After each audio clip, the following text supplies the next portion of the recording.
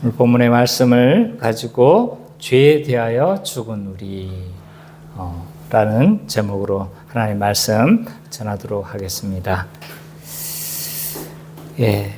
지난주 우리 5장 후반부의 설교 내용을 잠깐 우리가 좀 살펴볼까요?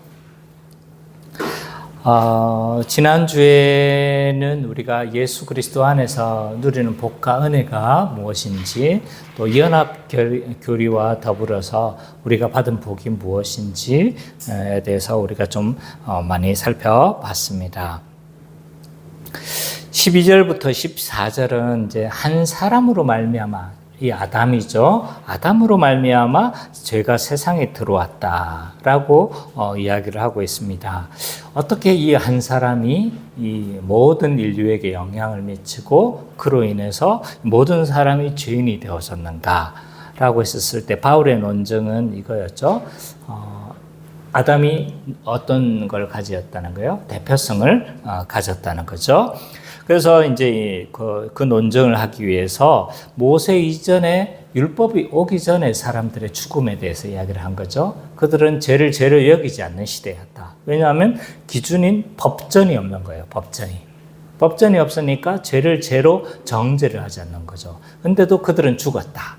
왜 죽었을까라고 했었을 때 결국 아담의 죄로 인해서 그들은 죽을 수밖에 없었다라고 이야기를 하고 있죠. 그래서 이 14절에서는 이제 단도직입적으로 이야기를 하죠. 아담은 오실 자, 곧 예수 그리스도의 모형이다. 곧 대표이다라고 이야기를 하는 거죠. 그래서 아담은 최초의 인류이기 때문에 대표 역할을 하고, 예수님은 성육신하신 분으로서 새로운 인류의 대표 역할을 한다고 할 수가 있습니다. 그래서 이제 기독교 전통 안에서는 이것을 연합교리다 또는 대표성 교리다라고 그렇게 이야기를 합니다. 그래서 우리가 누구 안에 있는가가 굉장히 중요하다고 했어요. 그리스도 안에 있느냐, 아담 안에 있느냐. 아담 안에 있었을 때 우리는 죄로 인해서 하나님의 저주를 받게 되어지고, 그리스도와 안에 있었을 때, 그리스도와 연합했었을 때, 그리스도와 함께 했었을 때, 그리스도로 있었을 때 우리는 생명과 복과 안식을 누리게 되어진다 라고 그렇게 이야기를 했습니다. 그리고 15절부터 17절은 이런 대표성 교리의 어떤 성경적 근거를 제공한다고 했습니다. 그래서 아담은 그리스도와 아담 두 대표를 세우셔서 인류를 진행하신다고 했죠. 그런데 이제 이 15절과 17절은 두 대표를 단순 비교만 하고 있지는 않습니다.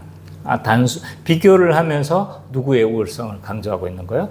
그리스도의 우월성에 대해서 강조를 하고 있습니다. 15절을 좀 살펴보면 아담의 행위와 누구의 행위? 그리스도의 행위를 비교하고 있는 거죠.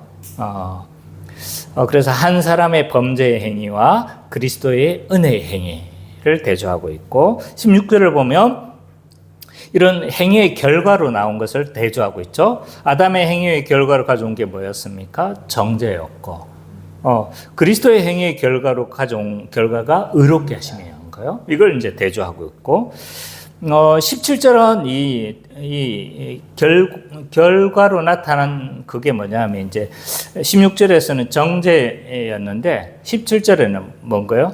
그 정죄의 결과로 사망이 나타난 거죠. 그리고 의롭다 하심의 결과로 나타난 것이 17절에는 생명으로 나타난다 라고 그렇게 비교를 하면서 그리스도의 행위가 얼마나 복된 것인가에 대해서 이야기를 하고 있고, 그러면서 이제 18, 19절은 이 두 대표자를 통해서 어떤 일이 일어났는지 결론적으로 이야기를 해요.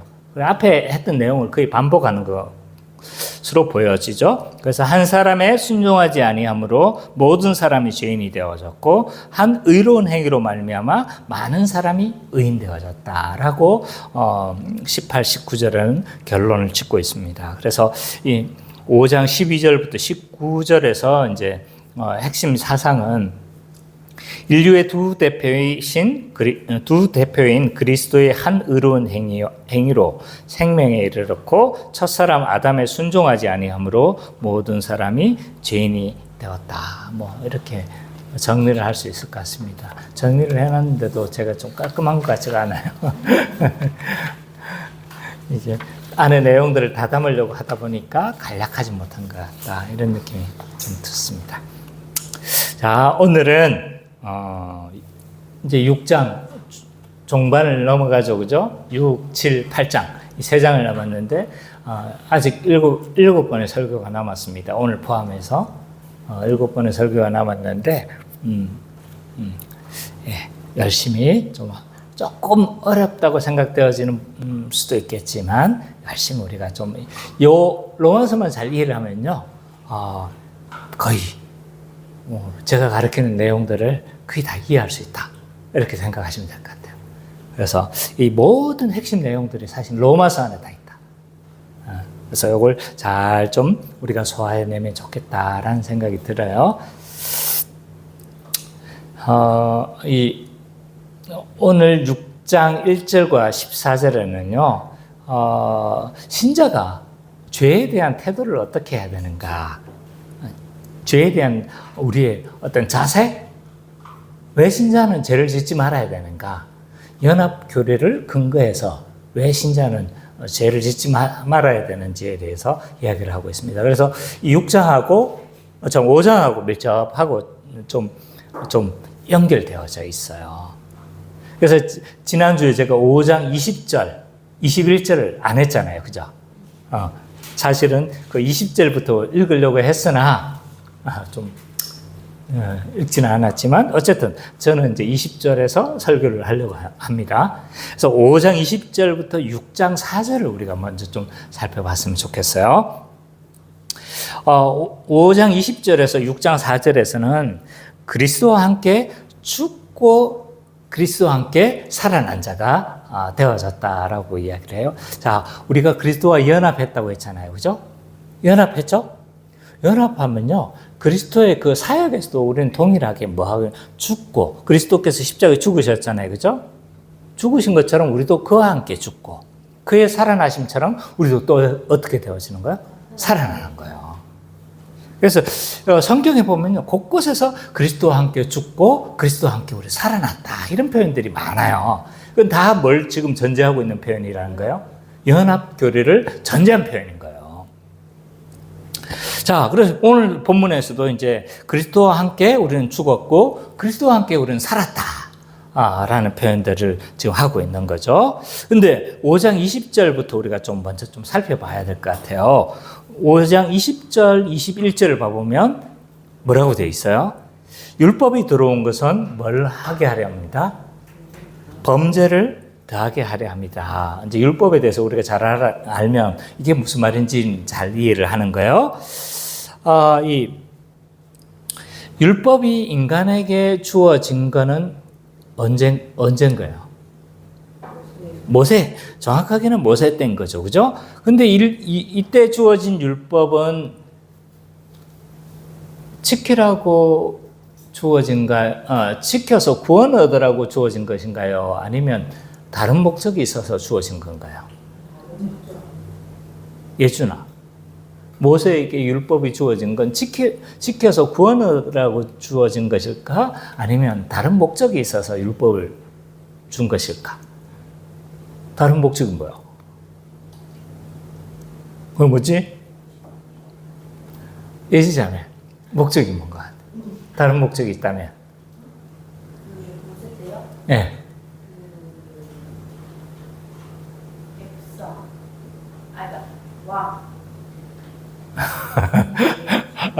너무 깊이 생각을 한 것 같아. 모세 언약 전체를 지금 생각을 한 것 같은데 지금 막 혼동이 돼가지고. 이용도가 뭐였죠? 율법의 제2용도. 그렇죠. 가장 기본적으로 율법이 왜 주어졌냐라고 했었을 때, 율법은 이렇게 율법을 지켜서 구원을 얻으라고 주어진 것이 아니라 뭐 한 거예요? 법이 딱 주어지니까 그 법에 우리가 뭐 하지 못한다는 거예요. 미치지 못하는구나. 이 법의 기준을 우리가 충족시킬 수 없구나. 그래서 뭘로 드러나게 하는 거예요? 죄인으로 드러나게 하고, 죄인으로 드러나면 그럼 우리가 어떻게 해야 돼? 그리스도교로 인도하는 몽학 선생. 지금 갈라디아서는 몽학 선생이라는 용어가 바뀌었죠, 그죠? 초등교사. 초등교사로 인도하기 위한 것이 뭐예요?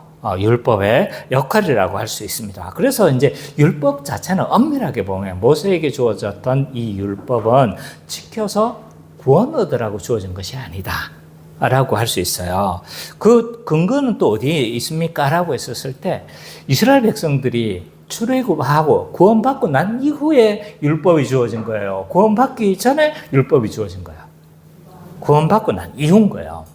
사도행전에서도 보면 출애굽하고 홍해를 건넌 사건을 구원 사건으로 묘사를 하는 거예요.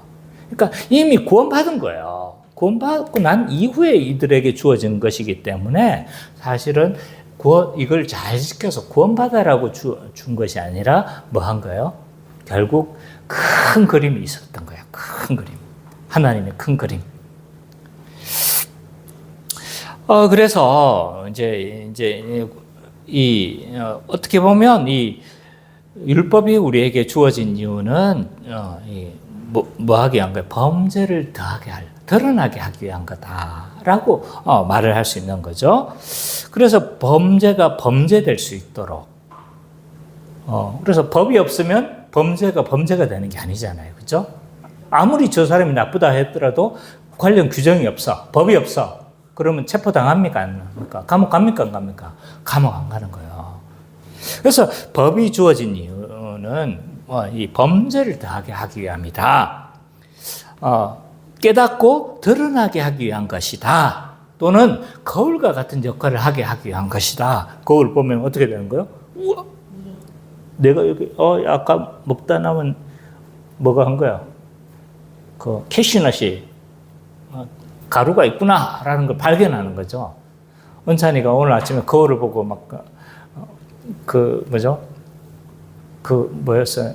블루베리를 먹고 나서 입에 막 이렇게 거울을 보더만 우악 자기가 놀래요. 그런 거죠. 거울의 역할은 뭐예요? 우리의 모습을 발견하게 하는 것처럼 율법의 역할은요, 우리가 죄인이라는 걸 드러나게 하고 발견하게 하는 것이 율법의 역할이다라고 할 수 있는 거죠. 근데 이제 20절에서 좀 더 나아갑니다. 죄가 더한 곳에 뭐가 넘친대요? 은혜가 더욱 넘친다라고 이야기합니다. 율법이 죄를 드러나게 했잖아요. 근데 죄가 더한 곳에 죄가 드러나게 한 거예요. 은혜가 더하게 한다는 이 말은 무슨 말일까요? 자, 율법이 죄가 드러나게 하고 뭐야? 죄를 알게 하니까 율법으로 말미암아 우리 인간의 어떤 절실한 처지, 죄인된 처지를 발견하게 되니까 뭐 하게 되는 거야? 그럼 우리는 어떻게 해야 되는 거야? 어떻게 해야 되는 거야? 그래서 그리스도에게로 가게 되는 거잖아요. 그죠? 그리스도에게로 가게 되어지. 그래서 죄를 깨달아야만 뭐가 되어지는 거죠? 죄사함의 은혜도 알 수 있게 되는 거죠. 그래서 죄가 더한 곳에 은혜가 더한다. 이 말은 물론 죄를 깊이 인식할 때 자기에게 주어진 은혜도 알게 되어지는 것처럼 먼저 율법으로 뭘 알아야 되는 거예요? 죄를 알아야만 은혜도 받아들일 수 있는 거죠. 그래서 죄가 더한 곳에 하나님의 은혜가 넘친다. 죄를 깨닫는 사람만이 은혜를 붙잡게 되어지는 거죠. 그래서 십자가의 제사함의 은혜를 붙잡게 되어지고, 근데 이 예수를 믿은 사람은 어떤 죄인이라도 그 은혜가 지배해서 모든 사람에게 이 죄가 다 용서가 되어지는 거예요. 맞죠? 그죠? 지금까지는 이해되죠? 지금까지는 이해되죠? 그 다음, 이게 이해돼야 다음은 돌릴까요? 이해되는 거잖아요? 근데 이런 복음의 내용이 유대인들에게는 뭐가 되어졌냐면 반발을 했던 거야. 자신들은 율법을 열심히 지켜가지고 막 구원을 이루려고 했는데 예수 믿으면 아무 죄 지어도 다 용서받는다고 하니까 싫은 거예요. 그래서 여기에 대해서 반발을 했을 뿐만 아니라 어떤 질문을 어떤 비아냥 소리까지 하게 되었냐면, 그래. 그럼 죄가 은혜를 드러나게 하니까 뭐 하자는 거예요? 죄를 짓자. 그러면 죄가 더한 것은 은혜가 더하잖아. 죄를 마음껏 짓자. 이런 논리를 주장하게 되어진 거예요. 그래서 죄를 더 크게 지으면 하나님 은혜도 더 크게 드러나겠네? 뭐 이렇게 비아냥되는 거예요. 그래서 여기에 대해서 바울 사도가 뭘 하고 있는 겁니까? 지금 6장에 대답을 하고 있는 거예요. 이 배경, 사실은 안에 이게 뭐라고 해야 될까요? 그 안에 행간이 너무 많은 거야. 행간들을 다 읽어내야 되니까 이게 로마서가 굉장히 어렵게 느껴질 때가 있는 거죠. 그래서 뭐 한 거예요? 이런 마음껏 죄를 짓자라고 하는 주장하는 자들에게 지금 뭐 하는 거예요? 지금 비아냥되는 유대인들에게 지금 뭘 하고 있는 겁니까? 왜 죄를 지을 수 없는지, 왜 죄를 지어서는 안 되는지에 대해서 지금 6장에서부터 쫙 설명하고 있는 겁니다. 그 두 절 안에 사실은 이런 행강들이 굉장히 많이 있는 거예요. 그러면 이제 6장부터 우리가 좀 찾아가 본다라면 이 유대인들의 이런 질문에 대해서, 이런 가상의 질문에 대해서 바울 사도는 대답을 하고 있습니다. 1절, 2절에 그 대답이 뭐예요? 죄를 그 마음껏 지으라고 그래요? 짓지 말라고 해요? 신자가 죄에 대해서 거할 수 없다라고 이야기를 하는 거예요. 그러면 이 죄에 대해서 거할 수 없다는 말이 뭔지부터 좀 알아야 될 것 같아요. 죄에 거할 수 없다라는 말이 무슨 말일까요? 죄 안 짓는다는 말인가요? 죄에 거할 수 없다 이야기를 해요. 거할 수 없다. 그렇죠. 죄에 계속적으로 머물 수 없다는 거예요. 죄를 지으면서도 있잖아요. 신자가 이거 너무 좋네. 이게 진짜 내 자리야. 여기가 내 자리야. 여기가 내 자리지. 이렇게 못한다는 거예요. 왜? 그 안에 누가 있는 거예요? 성령이 거하시고 죄에 대해서 죽고 하나님에 대해서 사는 우리가 뭐 할 수 없다는 거예요? 그렇게 할 수가 없다는 거예요. 그리고 또 지속적으로 우리 간혹 지을 수도 있다는 거예요. 간혹 지을 수는 있지만 어떻게 할 수는 없다? 지속해서 그하고 머물 수가 없다는 거예요. 왜냐하면 성령께서 내버려 두시지 않아요. 내버려 두시지 않을 뿐만 아니라 우리 스스로도 그 안에서 평강을 못 찾아요. 계속적으로 막 괴로운 거야. 이게 내 자리가 아니라는, 그리고 이게 평강을 잃어버리니까 계속적으로 이 자리가 불편한 거예요. 사실은 죄를 짓는 이유가 뭐 한 거예요? 죄를 왜 지어요, 우리가? 죄 안에 있는 즐거움 때문이잖아요. 그죠? 죄 안에 있는 즐거움을 찾으러 죄를 짓는 건데 막상 죄를 지으면 즐거움이 없는 거예요. 신자는. 그래서 신자는 죄에 거할 수 없다라고 이야기를 하고 있어요. 먼저. 그래서 이제 그 근거가 뭐냐라고 했었을 때, 칭의, 의롭다 하심을 받은 사람은 뭐에 대해서 죽었기 때문인가요? 죄에 대해서 죽었기 때문에 그렇게 할 수 없다는 거예요. 그 안에는, 이 모든 그 안에는 연합을 배경으로 하고 있어요. 연합해서 그리스도와 함께 죽었고, 이건 죽었다는 건 죄에 대해서 죽었다는 거예요. 그리스도와 함께 살아났다는 건요, 뭐에 대해서 살아난 거예요? 하나님에 대해서 살아나는 거예요. 하나님에 대해서. 신자는 죄에 대해서, 왜 신자가 죄에 대해서 죽었는가? 3절, 4절에서 이거 좀, 그 이유에 대해서 설명하고 있어요. 그 이제 앞에 연합을 근거로 이야기를 해요. 연합의 관점으로 설명하고 있는데, 신자는 성령 세례를 받음으로 예수 그리스도와 연합하게 되어진 거예요. 예수 그리스도와 믿는 순간 어떻게 되냐면요. 성령께서 그리스도와, 자 보세요. 이미지로. 예수 믿는 순간 우리는 예수와 관계없는 자가 돼요. 예수 믿기 전에는. 예수 믿는 순간 어떻게 되냐면 그리스도와 탁 붙여버리는 거예요. 밴딩을 시켜버려요.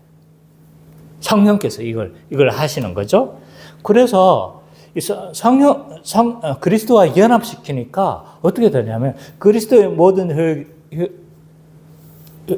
효력이, 그리스도의 모든 것이 다 누구의 것이 되는 거예요? 내 것이 되어져 버리는 거예요. 그리스도의 인격에서도 연합하게 되고 그리스도의 사역에서도 연합하게 되어지고 모든 유익들이 다 내게 나한테 다 되어지는 거예요. 전가되어지는 거죠. 반대로 내 거는요. 그리스도에게로 가게 되어지고 그래서 그리스도와 합하게 되어지고 그리스도와 합한 우리는요. 아까 뭐에도 연합한다고 했어요? 인격에도 연합하고 사역에도 연합한다고 했어요. 그래서 인격에서 연합한다는 게 뭐냐? 몰라도 돼요. 그건 다음에 좀 제가 복음의 핵심할 때 더 다시 자세히 설명할게요. 지금 알아야 될 건 사역에도 우리는 연합하는 거예요. 예수 그리스도께서 이 땅에 오셔서 무슨 사역을 하셨는데요? 무슨 사역을 하셨죠? 핵심이 뭐예요? 십자가에 죽으시고 부활하시고 성천하셔서 보좌의 우편에 앉으시고 재림하시는 거. 근데 있잖아요. 거기에 우리가 연합해서 그대로 동참해요. 그리스도에 함께 우리는 딱 붙었잖아요. 그죠? 그죠? 그래서 딱 붙어서 죽으심에도 함께하고 살아나심에도 함께하고 보좌의 우편에 앉으심에도 함께하고 심지어 재림할 때도 우리는 함께하는 것으로 성경은 묘사를 하고 있는 거예요.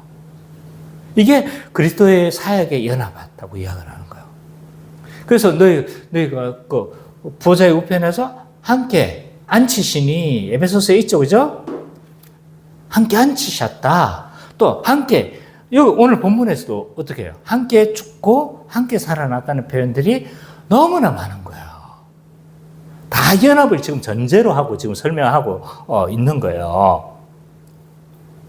그래서 신자가 합하여 죽었다는 건 뭘 의미하느냐라고 했었을 때 뒤에 설명하고 있어요. 뒷구절에서 설명하고 있는데 미리 제가 좀 설명한다라면 그때 가서 구절을 찾아볼 거예요.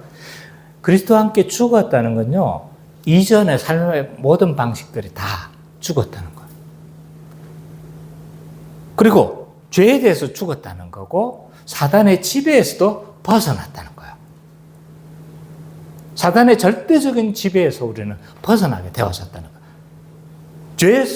죄에 대해서도 이제는 거부하고 죄의 지배에서도 벗어난 존재가 되어졌다는 거죠. 삶의 방식에게서도 뭐 하다는 거예요? 다 결별했다는 거예요. 그리스도와 함께 살아났다는 건요. 하나님에 대해서 살아난 거고 이제는 새로운 삶의 방식과 새로운 삶의 지배가 우리에게 일어났다는, 은혜의 지배가 우리에게 일어났다는 거죠. 하나님에 대해서 살았다는 거예요. 그래서 1절과 4절은 여기까지만 우리가 좀 살펴봐요. 그래서 교회는 그리스도와 합하여 죄에 대해서 죽었기 때문에 뭐 할 수 없다는 거예요? 그리스도와 합하여 죄에 대해서 죽었기 때문에 우리는 어떻게 할 수 없다는 거예요? 죄를 지어도 된다, 지어도 안 된다. 죄를 지을 수 없다라고, 죄에 거할 수 없다라고 이야기를 하는 거죠.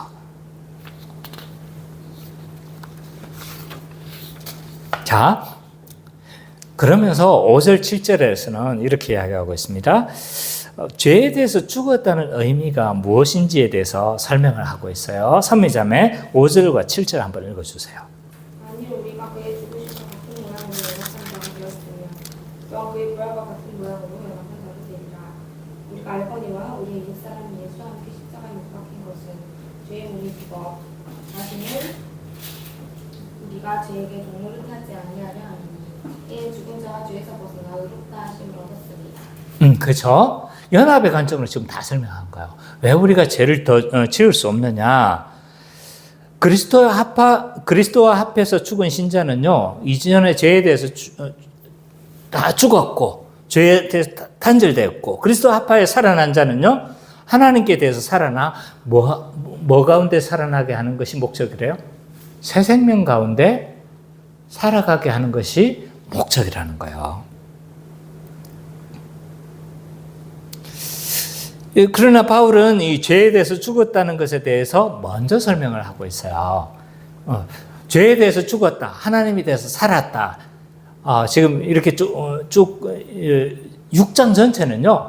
죄에 대해서 죽었고 하나님에 대해서 살았다. 이걸 계속 설명하고 있는데 전반부는 죄에 대해서 죽었다는 것만 설명하고 있고 이렇게 15절 이후부터는 하나님에 대해서 살아난 것에 대해서 쭉 설명하는 거예요. 그래서 지금 같이 설명하고 있지만 오늘 저는 뭐에 대해서만 지금 설명하고 있는 거예요? 죄에 대해서 죽었다는 것만 지금 계속 설명하고 있는 거예요. 그래서 바울 사도는 두 개를 동시에 언급해요. 두 개 동시에 언급하고 있지만 다음 주에 우리가 하나님에 대해서 살았다는 걸 여기서 미리 다 설명하면 다음 주 설교할 게 없잖아요. 그죠? 그러니까 죄에 대해서 죽었다는 것만 지금 설명을 하고 싶은 거예요. 그래서 그리고 14절까지는 죄에 대해서 바울 사도는요. 죄에 대해서 죽었다는 것을 먼저 지금 설명하고 있어요. 그 성경의 설명 방식에 따라서 저도 어떻게 하는 거예요? 죄에 대해서 죽었다는 것만 지금 먼저 좀 설명하고 싶은 거죠. 그러면 예수 그리스도와 합해서 우리는 죄에 대해서 죽었다는 것은 뭘 의미하는가? 이거 조금 더 좀 우리가 더 살펴봤으면 좋겠어요. 이것을 잘 보여주고 있는 게 6절이에요. 6절 우리 같이 한번 읽어볼까요? 죄에 대해서 죽었다는 걸 하나님과 그리스도와 함께 우리가 죽었다는 것을 잘 설명하고 있는 게 6절이에요. 6절. 자, 같이 한번 읽어봅시다. 시작.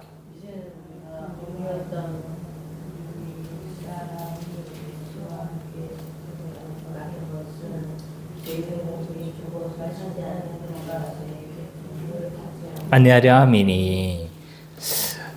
예수 그리스도와 합하여 우리가 죽었는데 왜? 왜라고 했는데 그 왜에 대한 대답이 6절에서 잘 나와 있는 거예요. 그 대답이 몇 가지로 요약할 수 있는 것 같아요. 죄의 몸이 죽었고 또 하나는요. 죄의 종로를 타지 않게 하게 하는 것이 목적이라는 거예요. 쉬운 성경에는 이렇게 되어져 있습니다. 우리는 우리의 옛사람이 그리스도와 함께 십자가에 못 박혀 죄의 몸이 무력하게 되었으므로 우리가 더 이상 죄의 노예가 되지 않는다는 것을 압니다. 라고 되어져 있어요. 그래서 크게 두 가지로 이야기를 할 수 있어요. 첫 번째는 뭐냐 하면 죄의 몸이 죽었다는 그리스도와 합하여 죽었다는 게 뭐냐, 죄의 몸이 죽었다는 게 뭘 의미하냐라고 했었을 때 첫 번째, 죄의 몸이 죽었다는 건요, 죄가 우리를 절대적으로 지배할 수 없다는 거예요. 절대적으로. 자, 우리는 왜 과거에 죄의 지배를 받을 수밖에 없었을까라고 했었을 때 우리는 아담 안에 있었기 때문에,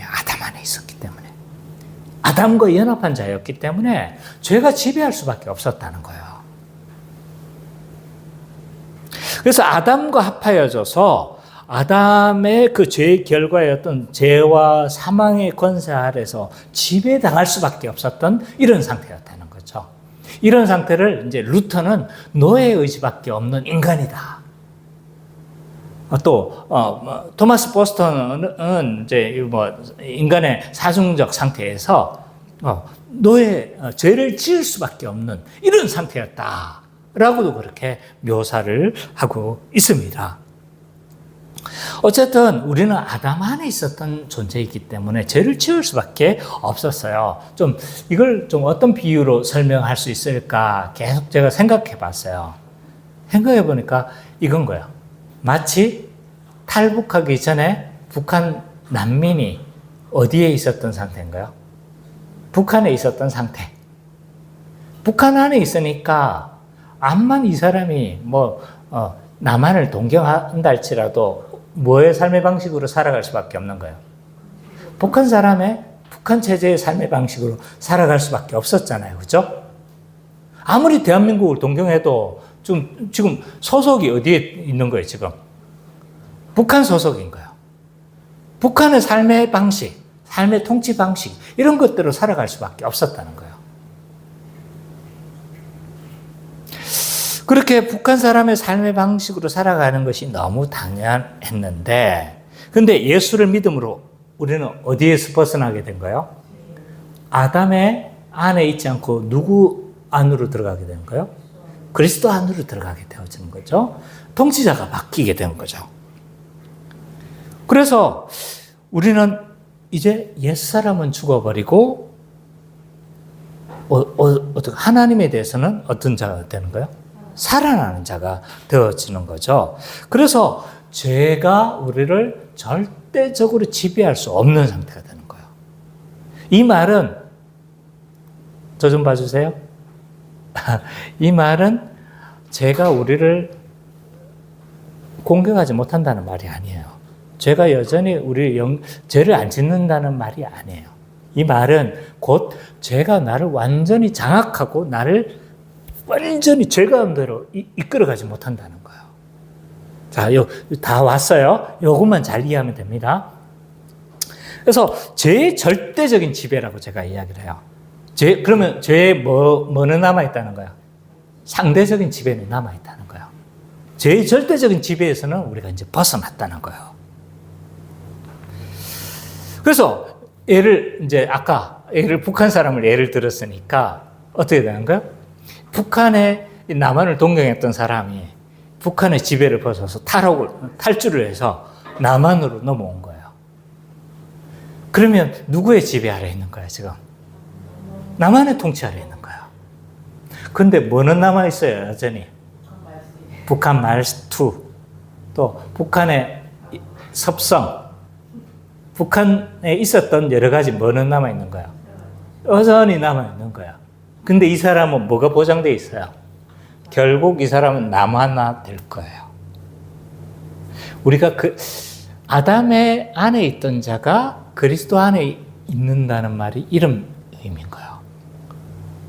죄의 절대적인 지배에서 우리는 벗어났다. 그래서 두 번째 뭐예요? 이제는 죄의 몸이 죽어버리니까 어떻게 되는 거예요? 두 번째, 죄에게 이제는 종노릇하지 않게 되어진다는 거예요. 같은 말이긴 해요. 근데 이건 죄의 절대적인 지배에서 벗어났기 때문에 나타나는 뭐예요? 현상인 거예요, 현상. 그 현상은 뭐예요? 죄에게 이제는 종노를 하지 않는다는 거예요. 이런 존재가 되어졌다는 거죠. 왜 이런 변화가 일어났냐? 그리스도의 지배 아래 있기 때문에. 그리스도의 통치를 받는 새로운 피조물이 되어졌기 때문이다라고 이야기를 하고 있습니다. 그래서 그렇게 해서 그 목적이 뭐예요? 새 생명 가운데 행하는 자, 거룩한 삶을 살아가는 자로 만들기 위해서 이렇게 했다는 거예요. 사실을 보니까. 그러면 죄에게 종노릇 하지 않는다고 해서 신자는 죄를 안 짓는 걸까? 그 말은 아니에요. 여전히 그리스도와 합한 후에도 죄를 지을 수는 있어요. 실제로 짓기도 하고요. 우린 경험적으로도 죄를 짓잖아요. 그죠? 죄를 지을 수도 있어요. 그렇지만 죄 안에 거할 수는 없다. 왜? 즐거워하거나 계속적으로 죄 안에 거할 수는 없다. 따라서 죄의 몸이 죽었다. 이건 뭘 말하느냐라고 했었을 때 죄의 절대적인 지배에서 벗어났다라는 것이라고 할 수 있습니다. 또 다른 말로 말하면 아담 안에 있었던 부패한 내적 성향이 죽어버리고 이제 새 사람의 본성으로 존재가 변했다는 거예요. 새 사람의 본성으로 살아갈 수 있는 그런 존재가 되어졌다라고 지금 이야기를 하고 있는 거죠. 자, 오늘 설명은 본문에 대한 설명은 여기까지만 할 겁니다. 왜 뒤에는 안 해요? 뒤에는 적용이에요. 바울이 그걸 가지고 적용을 하고 있어요. 그러니까 저도 그대로 적용을 할 겁니다. 그래서 1절과 7절을 봐보면요. 신자는 죄에 대해서 죽었고 하나님에 대해서 살아났기에 더 이상 뭐의 노예가 되지 않는다는 거예요? 죄의 노예가 되지 않는다는 거예요. 자, 본문의 논지는 간단하죠. 그죠? 근데 오늘 이 본문을 읽고 이 논지를 깨달아내는 게 쉽지가 않은 거예요. 왜냐하면 이 연합에 대해 관점도 알아야 되고 이걸 다 이해를 해야 되니까. 그래서 우리는 죄에 대해서 죽었기 때문에 이제 죄를 지을 수 없다는 거예요. 한마디로 말해서 죄에 거할 수 없다는 거예요. 그런 논리로 지금 죄를 짓자는 그 유대인들의 그 비아냥에 대해서 지금 뭐 하고 있는 거예요? 반론을 제기하는 거예요. 자, 그러면 이 말씀이 오늘 우리에게 어떻게 적용될 수 있는가라고 했을 때 첫 번째로 교회는 죄에 대해서 죽었다는 사실을 분명히 알아야 합니다. 알아야 돼요. 죄에 대해서 죽었다고 했었을 때 새 존재가 되고 우리 안에 이제 새로운 성향이 살아난 거잖아요. 그죠? 그죠? 근데 죄에 대해서 죽었다, 하나님에 대해서 살아났다고 했었을 때 느끼는 우리의 좀 보면서도 저 좀 적으면서도 저 좀 봐주세요. 다 숙이고 있으니까 제가 벽 보고 설교하는 것 같아서. 자, 보세요. 이런 이야기를 했었을 때 우리 안에 느껴지는 감정이 뭐냐면 괴리감이에요. 괴리감. 왜 괴리감을 느끼냐? 죄에 대해서 죽었고 하나님에 대해서 산 존재 자체가 그런 존재가 됐다고 했는데 사실은 예수 믿고 난 이후에 나의 모습은 어떻습니까? 새 존재가 된 것처럼 결정적인 변화가 일어났나요? 너무 오래돼서 잘 기억이 안 난다. 기억이 안 나요? 뭐 어떻습니까? 괴리감을 느끼는 거죠. 왜냐하면 이 죄에 대해서 우리가 절대적인 지배에서 벗어나고 하나님에 대해서 살아났고 죄에게 더 이상 종로를 안 한다고 했는데 막상 내 자신만 생각해봐도 죄에 너무 놀아나는 나의 모습을 자주 발견하는 거예요. 그죠? 맞죠? 그런 모습을 자주 발견하고 여전히 죄를 사랑하기까지 하는 나의 성향을 뭐 하는 거예요, 지금? 발견할 때가 많은 거예요. 거기다가 다른 사람 봐도 뭐 다른 것 같지가 않아. 다른 사람 봐도 이게 시원찮고 변화도 별로 없어 보이고. 이러니까 이런 괴리감이 우리에게 생겨나는 것은 필수적인 것. 필수적이라기보다는 좀 우리 안에 생겨나는 이런 고민들인 거죠. 이런 괴리감에 대해서 우리는 어떻게 생각해야 될까? 어떻게 해야 되는 거예요? 성경은 이렇게 우리 존재를 정의하고 있는데 이런 차이가 나는 우리와 어떻게 우리는 생각을 해야 되는 걸까요? 일단 이거는 구별을 해야 될 것 같아요. 죄에 대해서 투쟁도 하지 않고 죄를 여전히 투쟁하지 않고 즐거워하고 계속적으로 거하는 사람은 뭐 하다는 거예요? 가짜로 이제 이해를 해야 되는 거예요. 내 안에 죄에 대한 투쟁이 없다. 이건 곧 뭘 의미하는 겁니까? 곧 이건 불신자인 거예요. 죄에 대한 투쟁 자체가 없어. 그래서 이거는 이제 내가 거듭나지 않은 것으로 스스로를 이해를 해야 돼요. 그래서 죄에 투쟁하지 않는 믿음은 가짜 믿음이다. 왜? 그 안에 성령님이 내버려 두시지 않아요. 근심하고 이 죄를 기뻐하지 않는 성령 때문에 어떻게 되는 거예요? 내 안에서 같이 평안을 잃어버려요. 그렇기 때문에 계속적으로 구할 수도 없고 그렇기 때문에 내가 죄를 많이 짓긴 지어도 뭘 하고 있다. 지금 죄에 대한 투쟁은 하고 있다. 그럼 뭐 한 거예요, 이거? 그거는 이제 일단은 제 설교를 들어봐야 되는 거죠. 어떻게 해야 되는지. 일단 투쟁하지 않는다. 그러면 이제 내 지금의 설교는 별 의미가 없어요. 투쟁하지 않는다. 그러면 일단 거듭남 자체를 스스로가 점검을 하고 이걸 해야 되는 거죠. 그럼 투쟁을 한다. 투쟁을 함에도 불구하고 자꾸 죄 가운데 계속적으로 내가 거하게 되어지고 여전히 죄를 사랑하는 성향까지 있는 것처럼 보여지기도 하고 이러면 가장 중요한 첫 번째 작업이 뭘까요? 이런 사람에게 첫 번째 작업은 투쟁은 해. 근데 자꾸 죄를 막 너무 쉽게 지어. 그러면 이런 사람에게 가장 먼저 우리가 해야 되는 작업이 있어요. 이 사람은 곧 거듭났다는 거예요. 거듭난 사람에게 해야 될 제 1차방. 성경은 우리가 어떤 존재인지를 먼저 알아야 된다고 이야기를 해요. 어떤 존재예요? 우리가 죄에 대해서 죽었고 하나님에 대해서 살아난 자라는 걸 먼저 알아야 된다는 거예요. 아는 것이 일단 1작업입니다. 왜 이 아는 것이 중요하냐? 자, 우리는 안데르센의 미운 오리 새끼 이야기를 잘 알고 있습니다. 이 이야기를 잠깐만 제가 해보면요. 어느 목가에 금술 좋은 이 오리 부부가 한 쌍이 살고 있었습니다. 그래서 서로 사랑의 결실로 뭐를 낳은 거예요? 알을 낳은 거예요. 알을 낳았는데 부모분 봤는데 이 알은 다 얼망졸망 다 돼 있는데 한 알이 유독 큰 거예요. 이번에 커다란 게. 이게 좀 크고 못생긴 놈이겠네 생각을 하고 자기 알이라니 하고 품었어요. 품어가지고 막 했는데 알이 드디어 부화를 했는 거죠.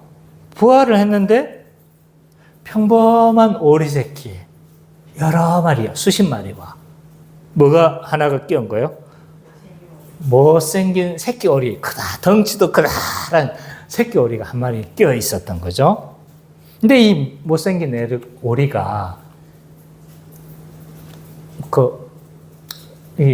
탁 튀잖아요. 그죠? 외모부터 일단 커. 거기에다가 닮지도 않았어. 다른 형제들하고. 그러니까 어떻게 된 겁니까? 형제들이 막 놀려대기 시작한 거야. 자기 형제들이. 막, 야, 너 왜 그 모양이야? 왜 걷는 게 왜 이렇게 이상해? 걷는 건 말이야. 이렇게 오리는 이렇게 뒤뚱 이렇게 걸어야 되는 게 오리인데 너는 야, 그 걷는 게 그거 뭐야? 하면서 막 놀려대는 거야. 그래서 흉내를 냈죠. 흉내를 내고 막 지도 오리 모양처럼 뒤뚱 걸으려고 하기도 하고 오리 모양으로 했는데 받아줍니까? 안 받아줍니까? 안 받아주는 거야. 아빠한테, 엄마 아빠한테도 나는 왜 이 모양이야? 막 그래 했는데도 엄마 아빠도 지쳐버렸어. 그래서 집을 나갔죠. 그죠? 집 나가지고 나중에 알게 된 사실이 뭐였어요? 자기가 오리가 아니고 뭐였다는 사실을 알게 된 거예요. 백조라는 사실을 어느 순간 알게 되어진 거죠. 자, 이 이야기에서 우리가 여러 교훈들을 얻을 수가 있어요. 근데 저는 이 이야기에서 교훈을 하나 얻을 수 있다라면 정체성의 중요성인 것 같아요. 정체성의 중요성. 이 오리가 원래는 백조였죠, 그죠? 진짜 정체성은 백조였잖아요, 그죠? 근데 오리라고 생각하니까 누구 흉내를 내는 거예요? 뒤뚱 하면서 누구 흉내를 내는 거죠? 오리처럼 살아가요. 근데 이 사람이 백조의 정체성을 가지고 회복하고 나서 어떻게 하는가요? 나중에는 날게 되어졌죠, 그죠? 근데 올바른 정체성을 가지는 게 얼마나 중요한지 모르는, 이 정체성의 중요성의 이야기를 좀 잘 보여주고 있는 것 같아요. 여러 교훈들을 찾을 수 있지만, 신자도 마찬가지인 것 같아요. 신자의 정체성도 굉장히 중요합니다. 어떤 정체성을 가지고 있느냐. 신자의 정체성이 뭐라고 했습니까? 죄에 대해서 죽은 존재라는 거예요. 죽은 존재. 이 정체성이 분명히 있어야 돼요. 신자는 가끔 있잖아요. 죄의 습관이나 죄의 과거의 이런 옛 습성들이 살아있어서 여전히 이런 옛 습성이 나를 자극하기도 하고 넘어가기도 하고 막 그러기도 해요. 이런 경험이 너무 강력해서 어떤 경우는요, 죄를 지을 수밖에 없는 존재라고 생각하는 거예요. 정체성이 아예 바뀌어버렸어.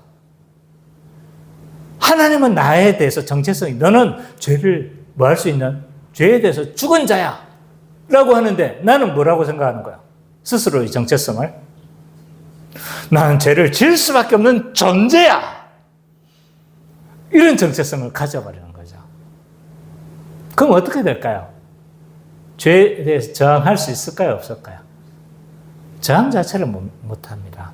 자, 제가 오래전에 부대를 제대한 지 오래됐지만 우리 부대 구호가 생각났어요.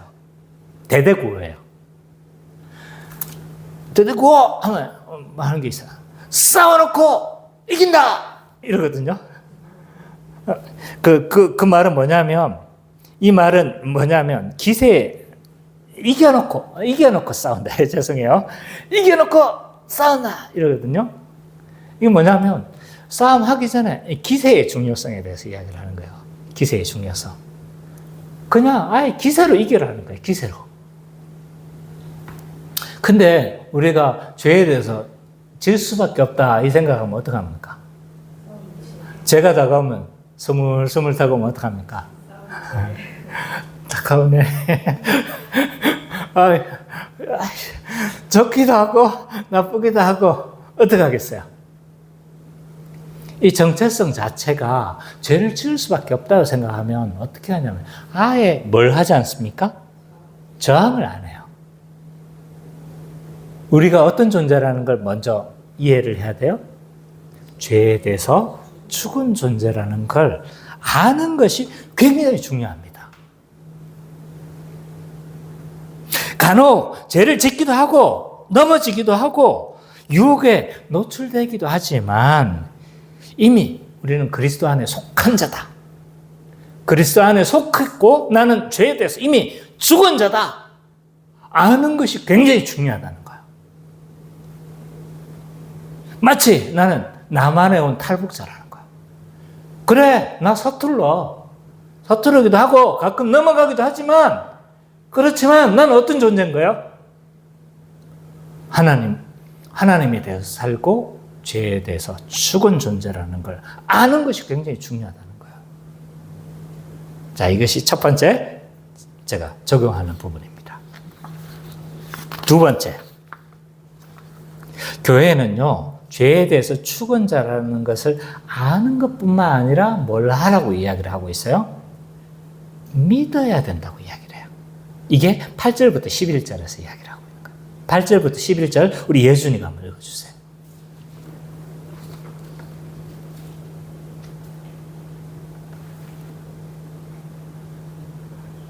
8절부터 11절.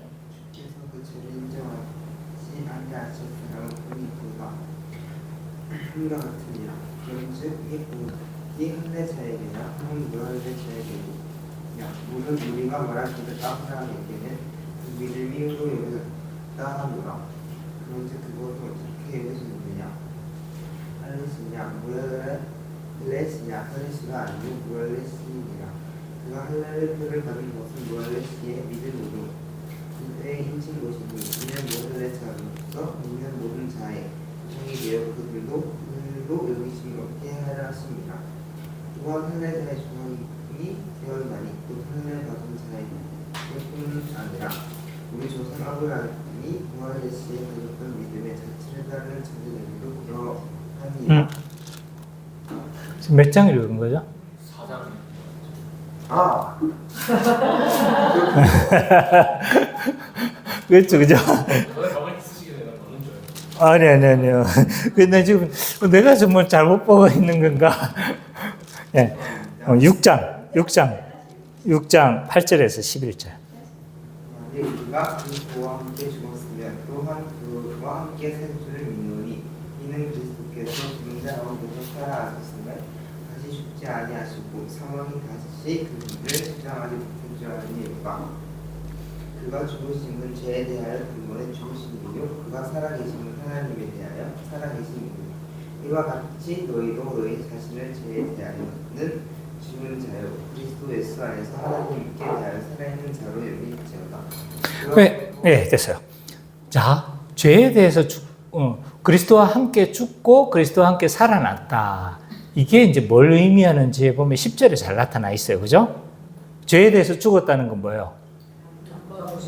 그러니까 하나님 그리스도와 함께 죽었다는 건 죄에 대해서 죽었다는 걸 설명해 주죠. 바울 사도가. 그죠? 또 그리스도와 함께 살아났다는 건 뭐에 대해서 살아났다는 거라는 거. 하나님에 대해서 살아났다는 걸. 하나님에 대해서 이제는 반응하는 존재로 하나님에 대해서 살아난 거예요. 저는 어떤 거예요? 저는 하나님에 대해서 시체인 거야. 시체니까 반응할 수 있습니까? 없습니까? 근데 이제 눈이 탁 뜬 거예요. 중생한 거예요. 그래서 어떻게 하는 거예요? 하나님의 뜻을 알 수도 있고, 뜻대로 순종할 수도 있고, 또 하나님의 뜻을 기뻐하고, 하나님에 대해서 살아났다는 게 이런 의미예요. 반응할 수 있는 존재가 된 거예요. 그래서 쭉 설명하다가 11절에 보면 중요한 이야기를 해요. 뭐라고 이야기를 합니까? 마지막 단어. 이런 사실에 대해서 어떻게 하래요? 11절에 보니까 그리스도 예수 안에서 하나님께 대해서는 살아있는 자로 뭐해라? 여길지어다 라고 이야기를 해요. 여긴다는 말이 무슨 말일까요? 이 말은 믿으라는 말과 동일한 단어입니다. 믿으라는 말이에요. 우리가 예수 그리스도 죄에 대해서는 죽었고 하나님에 대해서 살아난 자로 여겨라. 이 말은 곧 하나님에 대해서 살아난 자로 믿으라. 이 말인 거예요. 그래서 그 유명한 존 스토트의 그 말 알죠? 그죠? 그 주석을 했는데 너무 자주 써먹어가지고 오늘 존 스토트의 말을 인용하지는 않지만 어쨌든 이거 존 스토트는 그것에 대해서 이것을 막 생각이 나지 다르게 생각할 수 없을 정도로 보고 해서 뭐 하라고 했죠? 그냥 이게 다른 생각을 할 수 없을 정도까지 이걸 보고 확고하게 붙들라고 이야기를 하는 거예요. 믿으라는 말이에요. 믿으라.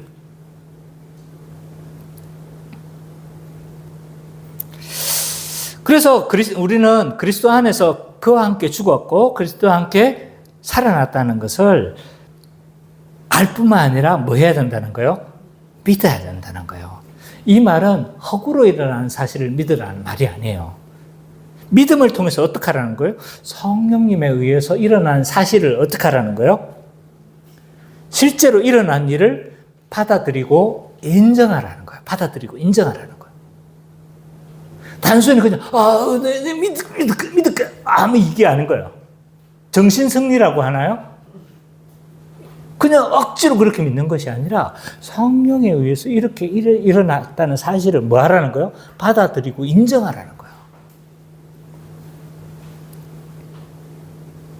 왜 이렇게 여기고 믿는 것이 굉장히 중요할까요? 처음에는 알아야 된다고 했어요. 그 다음에 뭐 한 거예요? 안 사실을 뭐 하는 거예요? 믿어야 되는 거예요. 왜 믿는 것이 중요할까요?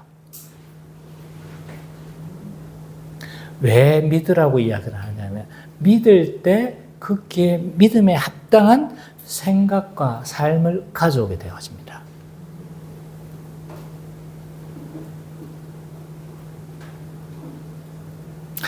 내가 그렇게 믿기 시작했을 때 있잖아요. 그 믿음에 합당한 삶과 행동은 따라오게 되어 있어요. 아까 미운 어리 새끼가 자기가 백조인 사실을 처음엔 알았어요. 근데 그걸 믿었나요? 안 믿었나요? 믿었죠? 그래서 처음에 막 몸짓을 해본 거예요. 하니까, 막 뜨려고 해. 하다가, 어느 순간, 팍 뛰다가, 확 하니까 어떻게 되는 거예요? 확 뜨는 거예요. 예, 처음에는 몸짓이 이상했을 거예요. 근데 이 사실을 믿고 막 했는데 날갯짓을 하기 시작하니까 날 수 있다는 사실을 발견한 거예요. 우리가 아는 것 중요해요. 알고 그 다음 우리가 해야 되는 작업은 뭐냐? 믿는 거예요. 믿는 거. 그 사실을 확고하게 붙드는 거예요. 그렇게 붙들면 어떻게 될까요? 우리의 삶에서 변화가 시작되어지기 시작합니다.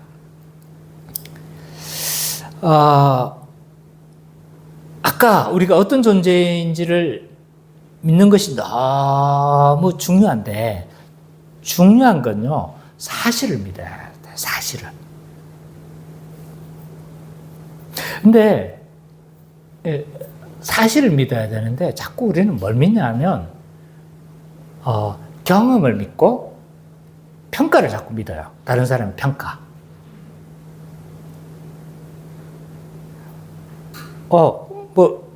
다른 사람이 어떤 나에 대한 평가들에 너무 휘둘리는 거죠. 너 안 돼. 그리고 우리 경험들 있잖아요. 실패했던 경험들 많잖아요. 재투쟁에서 넘어졌던 이 경험들이 이제 너무 확고한 거죠. 이건 사실이 아니거든요, 사실은. 잘 몰라서 넘어졌던 경험들이고, 잘 이해하지 못해서 했던 넘어졌던 경험들인데, 이 경험들이 뭐 한 겁니까, 지금? 너무 확고한 거예요.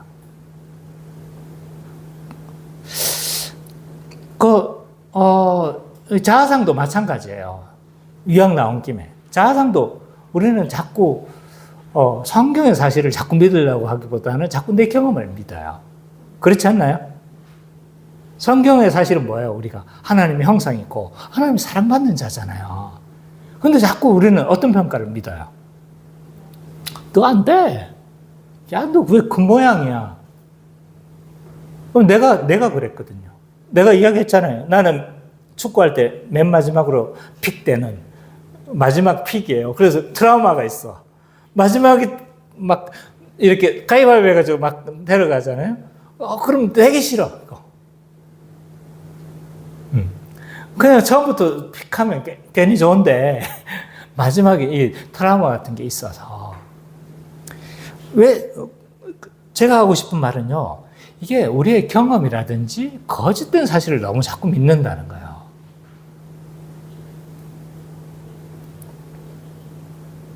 진정한 사실이 뭐예요?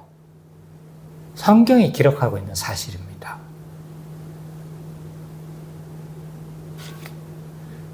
그래서 우리가 죄에 대해서 죽었다는 사실은 진리로 믿는다라면 우리는 어떻게 해야 되는 거예요?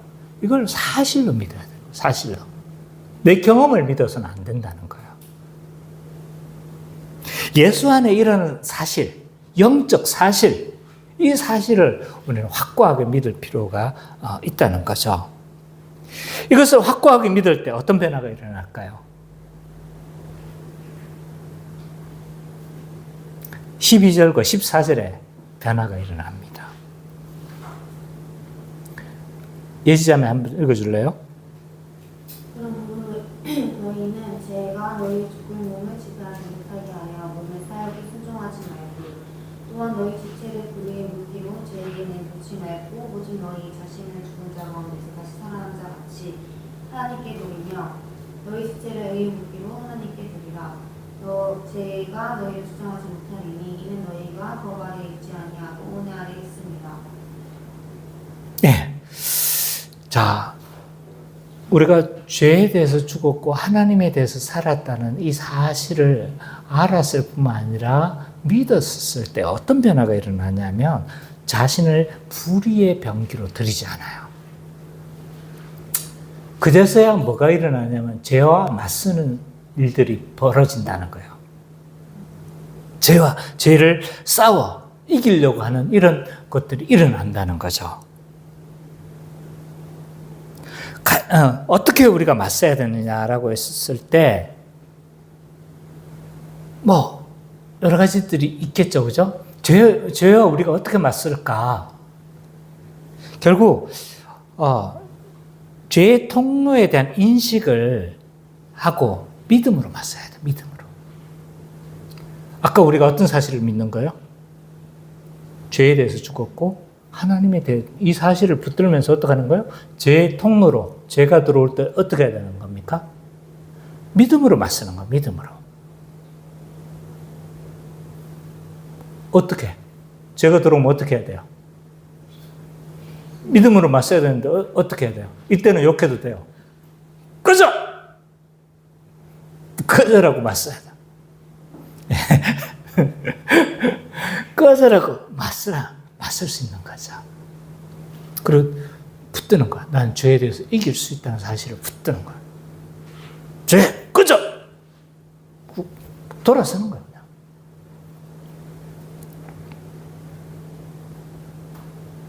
눈으로 있잖아요. 보는 것이 죄의 통로가 된다라면 어떻게 해야 되는 거예요? 안 가는 거야. 믿음으로. 이기게 해달라고 기도하는 거예요. 믿음으로 맞서는 거예요. 듣는 것으로 죄의 침투가 된다면 어떻게 해야 되는 거예요? 믿음으로 맞서는 거예요. 안 듣는 거죠, 뭐. 자꾸 보면서 어떡하면, 죄를 안 짓기를 기대하는 건, 그건 어리석은 거예요. 믿음으로 맞서야 돼요. 그래놓고 또 죄 지으면 너 왜 이러지? 이게 뭐예요, 이게. 맞서야죠. 듣는 것이 나를 범죄한다면요, 믿음으로 맞서서 듣지 말아야 돼요. 아예 가지를 말든지. 눈이 자꾸 범죄하는 통로가 되어진다면요, 맞서고 보지 않도록 노력해야 돼요. 믿음으로 맞서야 돼요. 이것은 의지를 발휘하는 말이 아닙니다. 믿음 가운데 기도하고, 그리고 믿음으로 나는 죄에 대해서 이길 수 있다! 라고 말하는 거예요. 붙들면서 돌아서는 거예요. 믿음으로 돌아서라는 말이지, 의지로, 이러면 안 되는 거예요. 믿음으로 맞서라, 믿음으로.